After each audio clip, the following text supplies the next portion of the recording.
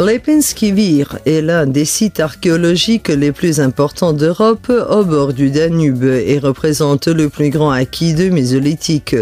Il est situé en Serbie au 1004e kilomètre du cours du Danube et selon la recommandation du guide internet Atlas Obscura, il est l'un des endroits sur la planète que les touristes devraient visiter.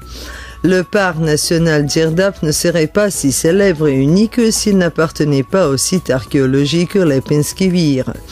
Les experts disent que cette découverte enrichit le monde de la conscience de l'existence d'une culture préhistorique distincte. Lepenski Vir a été découvert dans la seconde moitié du XXe siècle au cours de la construction de la retenue pour la centrale hydroélectrique Porte de Fer 1 et quelques années plus tard il a été déplacé une trentaine de mètres du lieu de découverte. C'était le meilleur moyen de préserver les artefacts qui sont des preuves indubitables d'une vie longue et riche de l'homme dans le défilé de Đerdap, un paysage attrayant à travers lequel coule le Danube en formant la frontière entre la Serbie et la Roumanie. D'après la même localité a été nommée la culture de l'époque où l'homme passait de la chasse et de la cueillette du paléolithique à l'agriculture et l'élevage du néolithique. Cette agglomération vieille de plus de 8 millénaires est certainement l'une des plus vieilles sur le continent à avoir été construite de manière organisée. L'agglomération comportait un bâtiment central devant lequel s'étendait un espace vide vers le Danube, notamment une sorte de place, et tous les autres ouvrages entouraient cette place en forme de fer à cheval et étaient placés sous un angle droit par rapport à l'édifice central.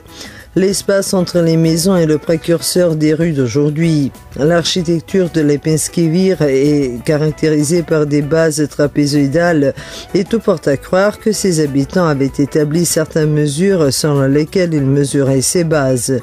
Tous les objets sont identiques, avec des toits en forme de tente et les entrées sont toujours tournées vers le Danube. Immédiatement derrière l'entrée se trouve la cheminée enterrée dans la structure du plancher fait de calcaire rouge broyé et maçonné avec des blocs de pierre. Dans le centre géométrique de chaque maison se trouvait un autel, c'était l'endroit pour prier et même pour enterrer certains membres de la communauté familiale.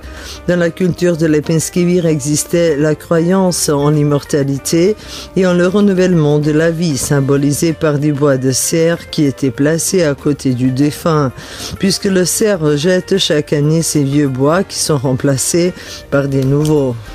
Cependant, la culture de Lepenski Vir est la plus reconnaissable par ses sculptures en pierre, qu'elles soient ornementales ou qu'elles représentent des figures.